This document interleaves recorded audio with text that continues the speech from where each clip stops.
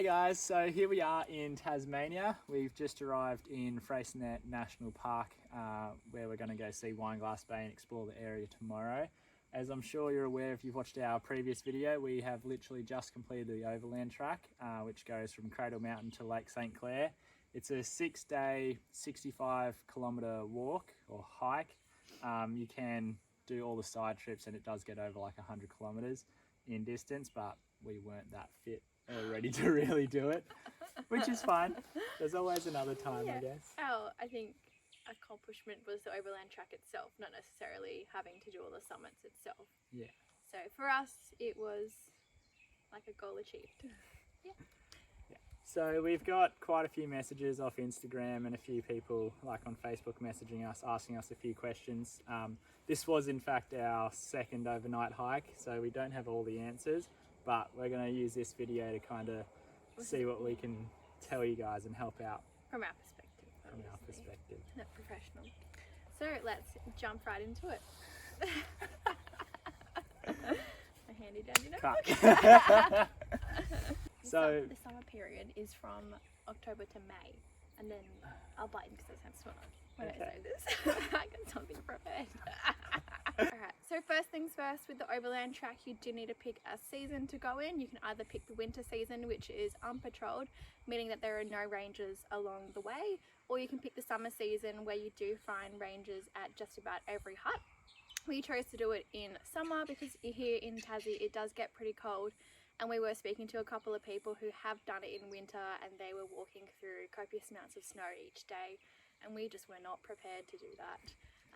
But in saying that, in summer it does snow as well. Like a week prior to when we left, it snowed for 24 hours out there and people were having to hike through snow and rain, so just be prepared for any sort of weather that comes your way.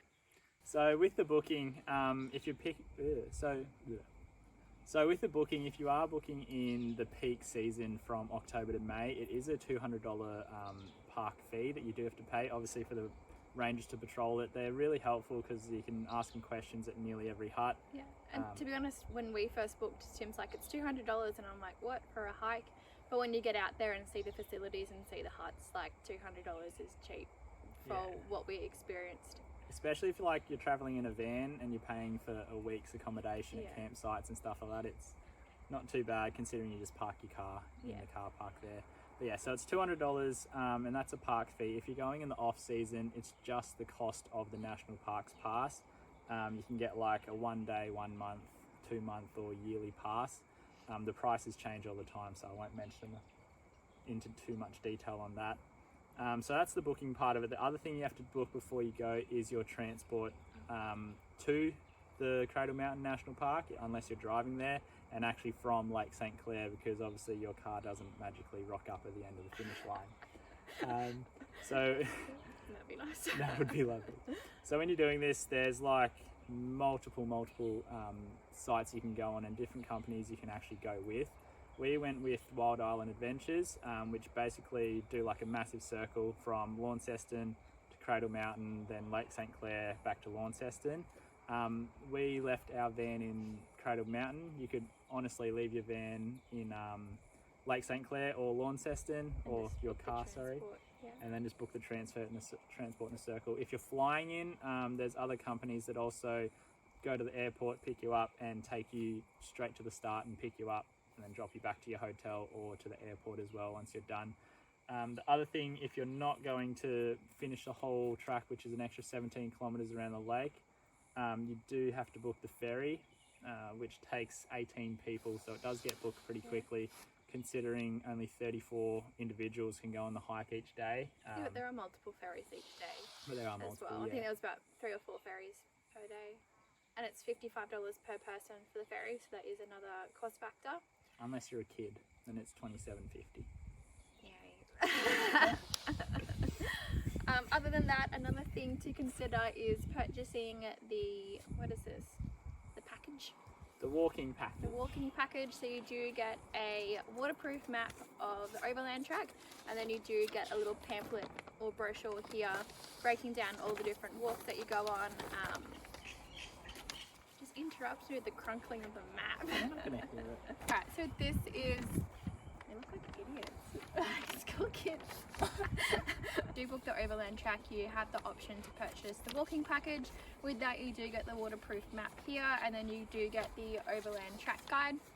We found the guidebook really helpful because it breaks down how many kilometres to each hut, the facilities, how many people sleep per hut, all that sort of stuff. So I definitely would recommend getting the guidebook here. If you don't get it, maybe just take some screenshots on your phone prior to going out there, because there is no reception, because it is really handy to know how many kilometres you do have to walk each day. You might have to do a double day like us, and just trying to figure out what day is the best to do it on. What else? This book tells you about all sorts of fun things. So one of the games we played was whose poo is who. So there's heaps of different animals obviously on the track, and some weird reason they like to do a doo-doo right in the middle of the track, which gets you good time to talk and discuss whose poo is who. But yeah, it also tells you like the elevations you'll be walking in the day, and that way you can decipher if you want to go on one of the side tracks or not. Some of them were pretty hectic climbs. Whose poo is who? This is the whose poo is who. Yeah, I think we don't have to talk about that one anymore. Yeah, it's pretty self-explanatory. Sorry, Paige's dad, who loves to talk about poo at dinner. And the other really important thing before you go is the leave no trace policy. So that includes like all your rubbish. There's not a bin on the whole track, obviously at the visit information centre is, but during the whole track there's no bins. The toilets, you do have to bring your own toilet paper. Yes. Do not make that mistake, because although there are plenty of leaves, I'm sure you'd rather toilet paper. Yeah, the leave no trace policy also applies to wet wipes, and also applies to disposable wet wipes, which they do not allow you to put in the toilet. Nothing other than toilet matter can go in the toilet. Yes. They made that very clear on the little signs there. Yeah. So you do, if you use wet wipes or what have you, anything else for that matter, you do have to pack it away with you and carry it back out. So do just think about that prior to your hike. With the leave no trace policy, Tim and I decided to kind of minimise as much rubbish as we could prior to our hike.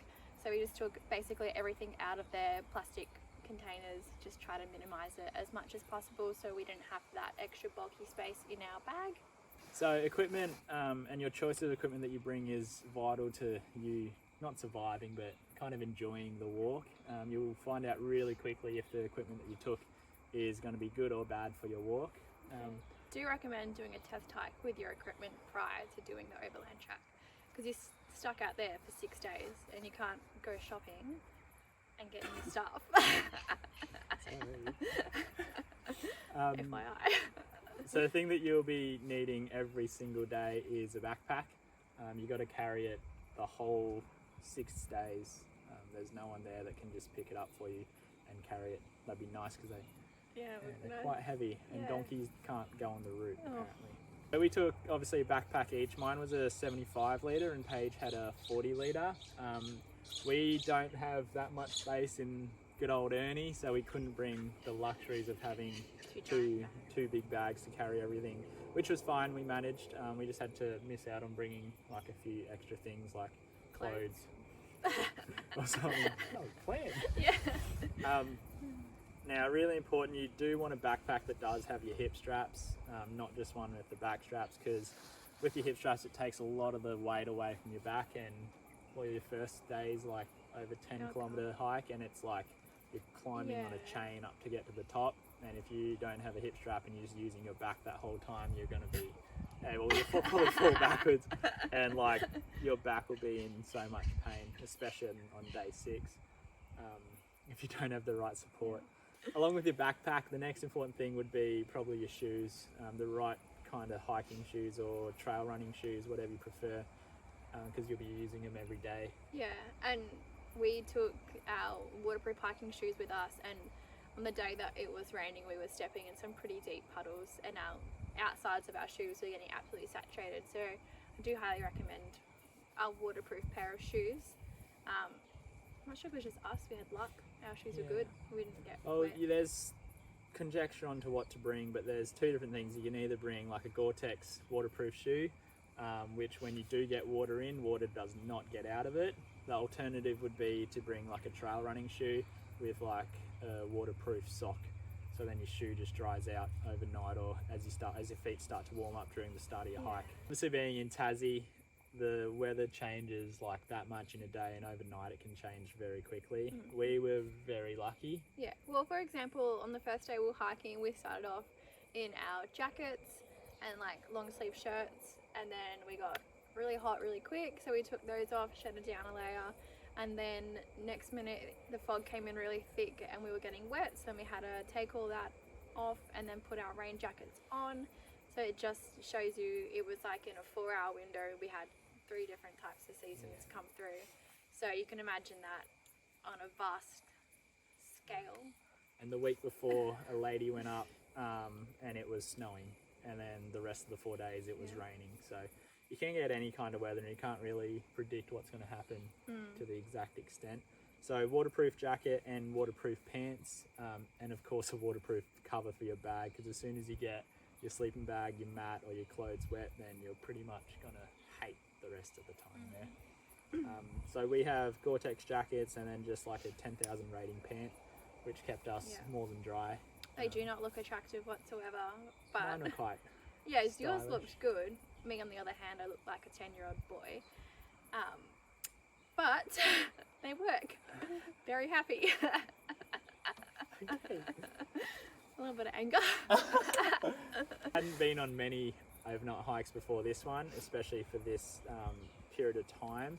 So we kind of decided that we'd just kind of sleep in the huts Where possible. A, just to be comfortable and warm, and then if it's raining in the morning, nobody likes to pack up a tent in the wet. And the huts are super sociable as well, so we really did enjoy staying in them, because you just get to meet new people, have a chat, you all sit around, have dinner together, have breakfast together, and play cards and what have you. So you know who you are. Yeah. The tents Wear can matching be clothes together. Yeah. So yeah, if you think sleeping in a hut's cheating, don't, because you get the really great perks of meeting some great people.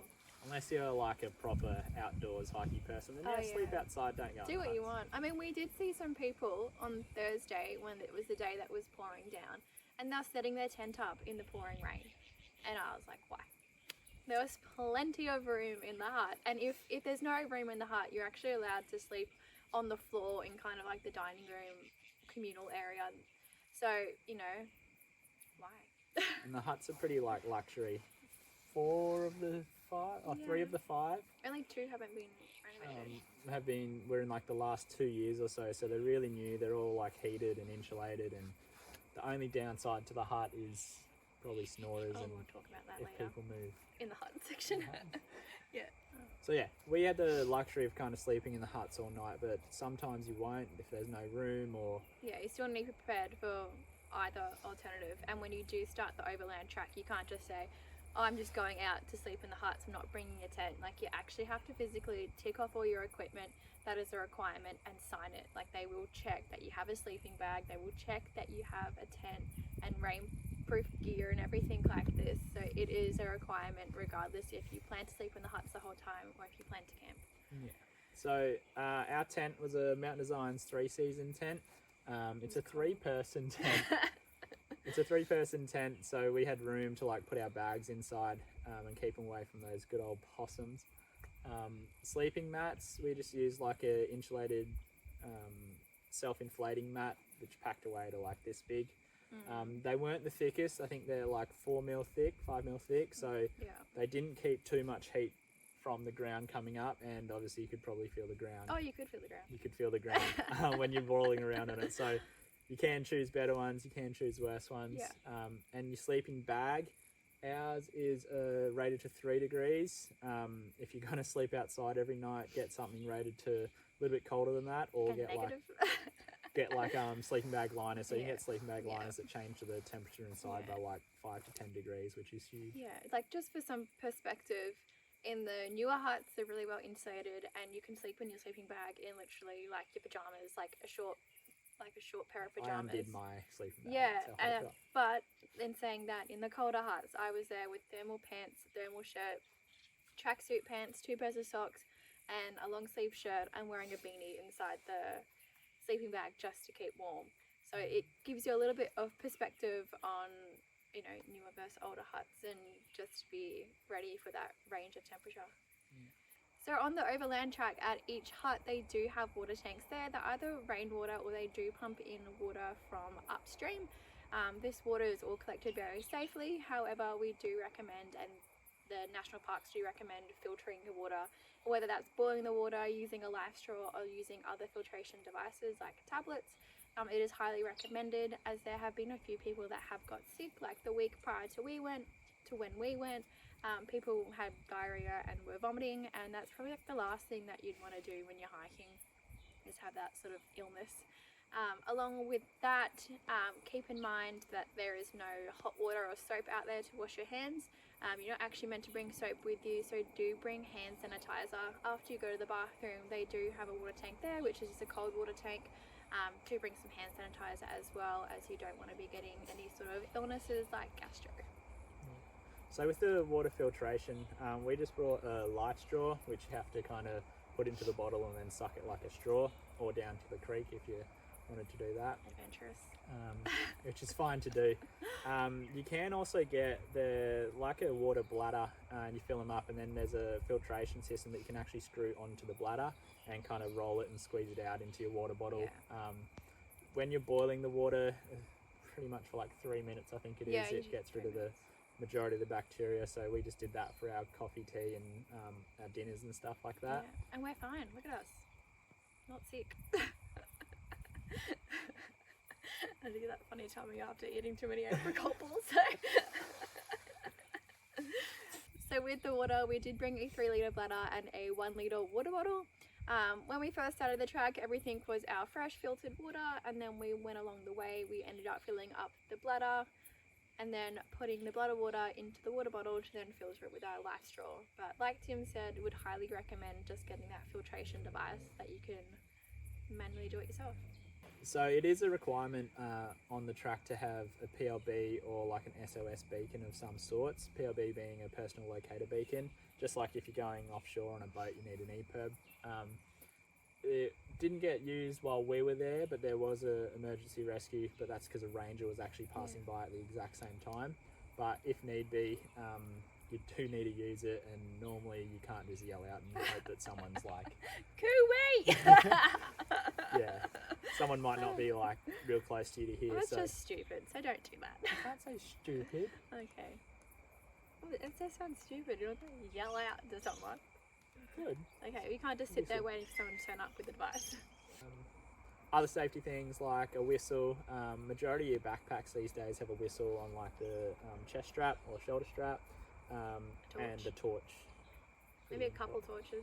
Yeah, we bought a head torch and a torch. Got 2 torches with us, and they both died right at the end. Yeah. So yeah. But we had recharge. We could recharge. Oh yeah. It Wasn't a problem. So for the cooking, we have a jet boil, and we just use dry food. So we could get the water from the tanks, boil it up, and then put it into our backcountry food, and for our teas and coffee and stuff like that. Other people also brought like a trangia, so like your netho kind of fuel stoves, but you do have to have some type of gas fueled stove because you're not allowed to have a wood fire while you're out there. It's a national park. That makes sense. Yep. There hasn't been a fire there for quite some time, and they probably want to keep it that way. Oh yeah. The next essential item you need to bring is a first aid kit. Just pack some band-aids. What else do you need to bring? Bandage. There's things to strap yourself up with, snake bite kit, emergency blankets, swabs, stuff like that you'd use. Our first aid kit's like this big, didn't take up too much room. We didn't use anything. Yeah, we didn't, which is good. Yeah. But yeah, a snake bite kit is highly recommended. We did see a couple of snakes out there, and in March apparently is the most aggressive time for these tiger snakes. Tiger snakes. Because it's mating time, and apparently they get very before aggressive. they go into hibernation in the winter. Yeah, so watch out for the snakes. They're not great. The next on the list is a spare pair of shoes. This could be a pair of thongs, a pair of Crocs, a pair of Birks. I don't care. Bring a pair of shoes. I thought that bringing a spare pair of shoes would just take up too much space and be so overrated. I was like, no, I'll just untie my laces of my hiking shoes and slip my feet back in them if I need to go for a walk to the bathroom or somewhere. Oh my god. At the end of a hiking day, the last thing on your mind and the last thing you want to do is put your hiking shoes back on. Our feet were so sore. Once those shoes came off, they did not go back on willingly until the next day. So we just wore a pair of flip-flops and yeah, just chucked on the socks and the flip-flops together and they were great. It'll be like your food containers and stuff like that and utensils. So we brought like a flat pack Cedar Summit set, which had like a plate, a bowl and a mug, and they pack down to like this thick and the size of the plate, and then they pop up like to a normal size kind of thing. And we brought one spoon and one fork. Yeah, bring and 2 spoons and 2 forks. Didn't know, it was fine. Yeah, I ate porridge with a fork. Yeah, that's true. It was fine, it worked out well. If we had a bigger bag, we'd do Okay, bring our own stuff. and we brought a pocket knife and that was about it. For when you get to the huts, because it is quite social, bring a pack of cards. Yeah, Or two. Or if you bring a pack of cards, don't bring like a square shaped pack of cards like ours, bring like a normal shaped pack. Just bring 2 identical packs of cards. Maybe not identical because you wouldn't be able to separate them after. Yeah. One blue, one red. Yeah, bring 2 packs of cards and learn how to play the game Presidents and A-Holes, because that is a really great game to play and you can play with a large group of people as well. And don't steal other people's games either. No, this is etiquette, people. Yeah, if we teach you how to play... we taught these people how to play this game, and then the next night they stole our game and went to go play with other people and then didn't invite us, so it was a bit heart-wrenching. We only had 1 pack of cards. Yeah. Yeah, we're very gutted.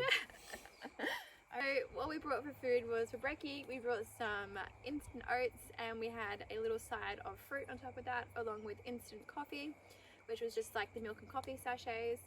And then throughout the day we had muesli bars and roll-ups and some little apricot and coconut balls that we made for snacks. We also did bring 2 packets of lollies with us to keep up our sugar and motivation when things are getting really tough. For lunch, we had a variety of different tunas which we ate every day. We did this with mee goreng noodles or just some crackers. And then for dinner we had the rehydrated or dehydrated backcountry cuisine, which are all pretty good. After dinner we had treated ourselves to a hot chocolate every night, which was quite nice. The only thing I would say about our food is we didn't anticipate how hungry we'd be in the morning and at night. So I would next time potentially either have 2 oats for breakfast or just buy the bigger serving of the oats, and then for dinner we brought the small portion size of the backcountry food, either buy the medium size or just bring something extra for after dinner. We did pack 2 meals extra just as a precaution, and some nights Tim and I would just share half a meal, extra meal each, because we were a bit hungry. But yeah, other than that, I think we did pretty well with the food, other than the portion sizes. Like, we weren't starving at all, we would just eat an extra muesli bar or eat our apricot balls, but you know, simple fix there. Oh, just because you're hiking doesn't mean you need to skimp on the luxuries. What I did was bring salt and pepper in a little sachet, in a little Ziploc bag. So yeah, that was nice to spice up your meals with a bit of variety. We also brought a few sachets of tea, or tea bags, sorry. So you'd probably bring a couple more. We only had it for like 2 or 3 nights. Yeah, well, not even at night, just even if you get to the hut and it's cold. It got to the point where we were just drinking hot water to kind of warm up. But yeah, definitely bring some herbal teas or whatever you like. Yeah. And also, like, as a snack, probably some beef jerky. Gives you a bit more energy. Yeah, and we saw people eating it along the way and it looked really good. You know who you are. Yeah. Sharing's caring. Oh, there was no sharing. Things. So other things you can bring that we didn't would be hiking poles.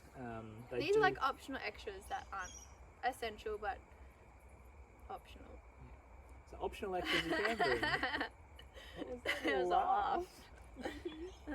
So optional extras you could bring would be hiking poles. We didn't bring them. We don't have them. Yeah, but next time if we were going to do a hike like this, I would want to bring. Yeah, so they help obviously going uphill and downhill and take the weight off your legs and into your arms, which aren't really being used too much.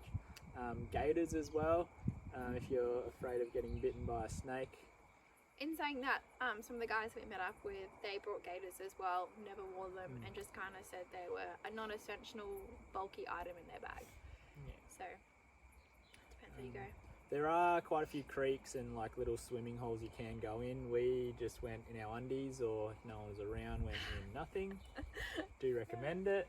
But it's going in your underwear it's less bulky than having to carry swimmers around. They dry quicker. Honestly, everyone there swims in their undies.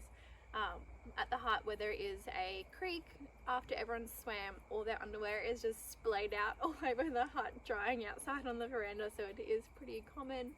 Don't worry about it. I had my shark undies on, which looked pretty cool and quite colourful.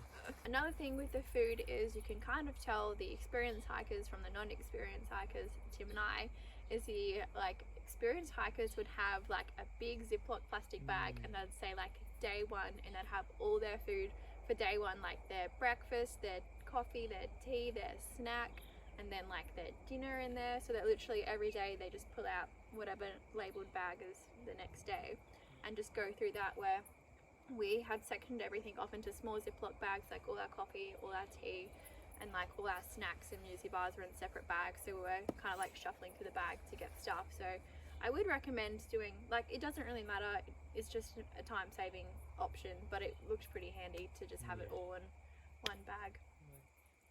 Other things you need to bring as well are like dry sacks, so if your clothes get wet or your sleeping gear gets wet, you'll be pretty uncomfortable. So you can bring dry sacks for pretty much everything you want. It also stops majority of the smell going out if you're sleeping outside and the animals want to have a little nip at your food. Bring dry sacks. So like we said earlier, sleeping in the huts was great for Tim and I. We got to meet a heap of people, and in saying that, the huts are communal. So when you're in the bedroom, some of the bedrooms are about 10-15 people per room, and they're all bunks. So the bunks are just all wooden, all kind of like against the wall, so you do still have to bring your own mattress and what have you. With the bunks as well, people snore, people rustle, people fart, people roll over, people talk. People come in and out of your room. Yeah, so multiple times. Bring earplugs, and I would say, like, because it was our first time hiking and kind of sleeping in a bunk with people since school camp, there's just little things to keep in mind. So when you get to camp, maybe sit down, have a rest for a couple minutes, what have you, get your bunk ready, set up your bed, set up your, all your items that you need for that night. I mean, like, pull out your toothbrush, like, pull out your pajamas, unzip your sleeping bag as if you're gonna get ready to go to bed, just so when you are going to bed, like, people go to bed pretty early, they're like 8:30, like, just so you're not disturbing anyone, turning on lights or rustling around, because after a big hike, the last thing you want is someone coming in and out of your room multiple times and making a hassle. So would recommend that. All right, so moving on to our social media questions that we got sent in. Thanks for sending them through. A lot of them were based around fitness and what kind of capacity you needed to get up there.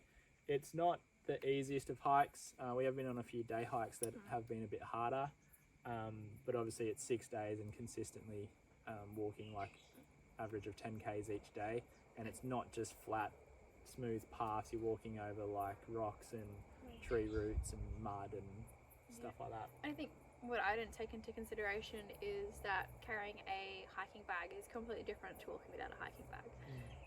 So have a practice before you go with a hiking bag that's kind of packed at the weight that you're going to take with you, just so you can get used to it. Adjust your straps, play with your straps, see how it feels, what have you. So yeah, fitness wise, reasonably fit. Obviously if you haven't done much sport or exercise in a long time, definitely get out there and kind of warm yourself up to it a few weeks before. There were some older boys on the track that said they were like practicing for it a few weeks before, just to try and get their fitness back up, because it isn't a walk in the park, and that first the first 5 kilometers will test you pretty quickly. Like, you pull yourself up on a chain on one of the parts of it, and then I was literally like crawling on my hands and knees getting up like steep rocks and stuff. So the first day is a bit of shock, and if you're worried that the rest of the day is going to be like that, no, don't worry. The first day is the worst day, kind of. But you're just sore and tired the rest of the time. Yeah. So yeah. Just keep in mind, I think the first day is 10Ks, and then the rest kind of go from like 7, 8, 9. You do have an 18-kilometer day in there, and if you are doing the side summits, you kind of want to keep your fitness up so you can enjoy the side summits and enjoy the walk as well. Other questions we had was, what do we eat for lunch? I think we covered that. We ate tuna every day. Did we overpack or underpack? I think we packed reasonably well, considering it was our kind of trial for overnight hiking. But there was nothing when we were out there and we said, oh, wish we brought this. Or, you know, like, to be honest, we probably didn't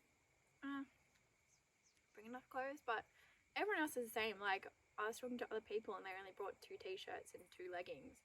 And that's the same as us here. Like, obviously, bring as much underwear as you need, but things like t-shirts and leggings, you aren't going to be changing them every day. And to be honest, everyone else smells out there as well. Like, you don't notice it. Actually, you did, that one guy. But so yeah, we didn't keep up your hygiene. We think we packed reasonably well. We came back with, like, I think it was 1 can of tuna, some rice crackers, and a couple of our apricot balls. But to be honest, like, we had packed enough food and a little extra. In the last 2 nights, we knew that we were going well with our food supply, so we did eat a bit extra. So we would have had more food if we didn't, like, go over our little plan. But our apricot ball recipe, it is up, and you can watch it and remake it if you like. They are a really good little snack to have. Gives you quite a bit of energy, and they taste good. Just be careful, if you eat too many, they do give you a bit of a sore tummy. So don't walk behind someone that has freshly eaten them. A lot of the other questions that were asked, we kind of answered within our little chat there. The really important things to bring. With the essential items. So like your PLB, water filtration. We'll talk about our PLB was the Garmin one, and we subscribed to get the weather each day, as we would get a weather update, and that was super handy to have. We could also send like a text message of our location, telling our family and friends that we're okay. It was like $25 a month after the subscription fee, and you get like unlimited preset messages to your friends and family. And it's really important to bring along. We spoke to a ranger, and he said that the week prior to us there was a lady who had to be rescued from Kitchen Hut, which is the halfway point of the first walk, because she had hypothermia, because obviously it was snowing then. And then another time the same week, someone had broken their ankle and had to use their PLB again. So it is an essential item, and like I said earlier, it is something that you actually have to have show the visitor information people that you have the device with you, and sign off that you do have it. It is something that you can hire from a lot of the tour companies and a lot of the transport companies around, which is really handy. And the visitor centre hires them. Oh yeah. And last question that we had was from our friends that we met on the track, who wore it better. I'm going to say the other guy that you went kayaking with. Oh. Yep. Yeah, because he probably wasn't wearing it that night. Alright, so that is basically the end of our Q&A. I hope we have answered all your questions, and if you are thinking about doing the Overland Track, we honestly had an amazing time, and we met some really great people. It was really fun because on the last night we were at the Overland Track, we stayed at Narcissus Hut prior to getting the ferry the next day, and kind of everyone who we met on the first day had caught up, and we all got to have like a big reunion at the hut, and it was just it was really good fun. So you do make you do make some really great friends out there, and new people, and you know, it was, everyone just has a laugh, and it seems like you have this instant connection because you all kind of enjoy the same things, which is like outdoor hiking, and you're a bit down to earth. Did you see me? Yeah, I saw that. So I think as well, when we met Ian and Michael, who were like 74 and 78, they kind of proved to us, like, I was nervous about going out on an overnight hike and kind of the physical endurance that you'd need to do it. It kind of made me realize, like, you know, no matter what age you are, like, you can do things like this. You just have to have the right determination and mindset, and give it a go now, because you don't want to get, you know, to a point where you can't physically do it. If you have any other questions, do ask in the comments below. We will reply to them Try our best. and try our best. If not, good old Google will help us out there. And we're not professionals and we're not Oh, professional yes. hikers. So take our advice with a grain of salt. And pepper in a Ziploc Pepper bag. if you bring it in a sachet. I was putting it on my food and I'm pretty sure people were pretty jealous about it and were like, we should have done that. That's it, guys. Yep. Thank you and see you soon. Adios, amigos.